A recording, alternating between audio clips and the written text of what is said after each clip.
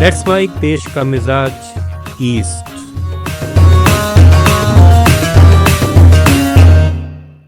देश का मिजाज ईस्ट। सबसे पहले बात सिटी ऑफ जॉय कलकत्ता की, जहां रात से हो रही भारी बारिश से शहर के कई इलाकों में पानी भर गया, जिससे करंट फैलने से 7 लोगों की मौत हो गई। हावड़ा और सियालदह स्टेशन के यार्ड में जलभराव से ट्रेन सेवाएं ठप हैं। मेट्रो की ब्लू लाइन पर भी महानायक, उत्तम कुमार और रविंद्र सरोवर स्टेशनों के बीच पानी भरने से सर्विस रुकी हुई है। गरिया कमधारी में 332 और जोधपुर पार्क में 285 मिलीमीटर बारिश दर्ज हुई है। 40 साल में सितंबर में इतनी बारिश पहली बार देखी गई। मेयर फिरहाद हकीम ने लोगों से घरों में रहने की अपील की है। भारी बारिश और जलभराव के मद्देनजर पश्चिम बंगाल सरकार ने स्कूलों में दुर्गा पूजा की छुट्टियां 2 दिन पहले 29 सितंबर से ही घोषित कर दी हैं। बिहार के ग्रामीण विकास मंत्री अशोक चौधरी ने जन सुराज पार्टी के नेता प्रशांत किशोर को 100 करोड़ रुपए का मानहानि नोटिस भेजा है। मंत्री का आरोप है कि पीके ने उनके खिलाफ गलत बयान देकर उनकी छवि धूमिल की। प्रशांत किशोर ने पटना में प्रेस कॉन्फ्रेंस कर कहा था कि अशोक चौधरी ने 2 साल में अपनी पत्नी, बेटी और ट्रस्ट के माध्यम से 200 करोड़ रुपए की संपत्ति जुटाई। मंत्री ने अब इन आरोपों के सबूत मांगे हैं और चेतावनी दी है कि अगर पीके माफी नहीं मांगेंगे तो वे कोर्ट का दरवाजा खटखटाएंगे। पटना में युवा कांग्रेस के नेता और कार्यकर्ता मुख्यमंत्री आवास का घेराव करने के लिए सड़क पर उतर आए। सदाकत आश्रम से निकलते ही पुलिस ने उन्हें राजापुर पुल पर रोक दिया। उग्र कार्यकर्ताओं ने बैरिकेडिंग तोड़ दी और सड़क पर ही धरना दे दिया। पुलिस ने उन्हें तितर-बितर करने के लिए लाठियां भांजी। कई कार्यकर्ता सड़क पर ही लेट गए, जिन्हें पुलिस कंट्रोल वाहन में बिठाकर ले गई। प्रदर्शनकारियों का आरोप है कि राज्य सरकार ने भागलपुर के पीरपैंती में अडानी को बिजली घर के लिए किसानों की 1050 एकड़ जमीन मुफ्त में दे दी। झारखंड के घाटशिला में उपचुनाव की तारीख जल्द घोषित हो सकती है।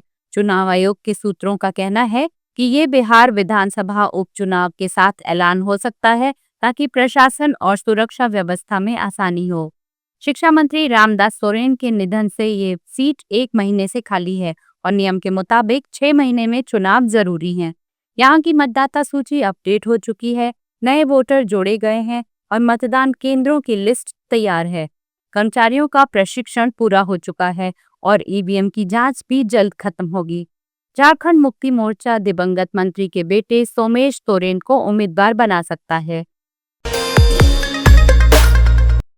झारखंड के धनबाद स्टेशन पर आरपीएफ को ऑपरेशन सतर्क के तहत बड़ी कामयाबी मिली है। चेकिंग के दौरान 2 संदिग्धों के बैग से 41,22,000 रुपए नकद बरामद हुए, जो बिहार ले जाए जा रहे थे।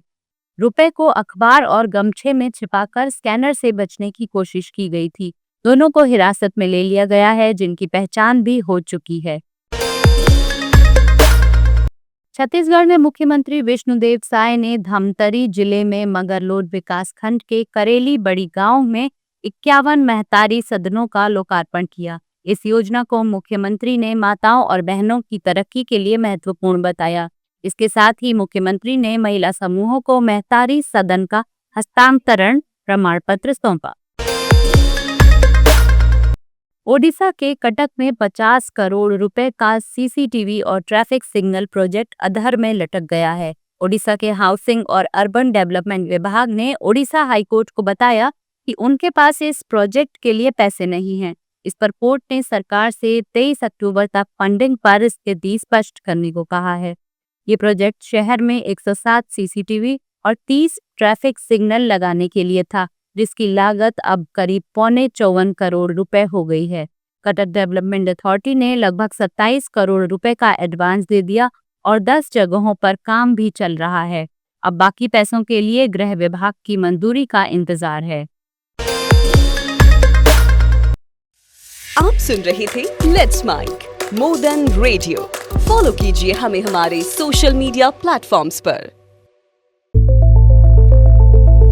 It's time for news. It's time for More Than Radio. Presenting the first radio news app, Let's Mic. Let's Mic, a news-based app on your phone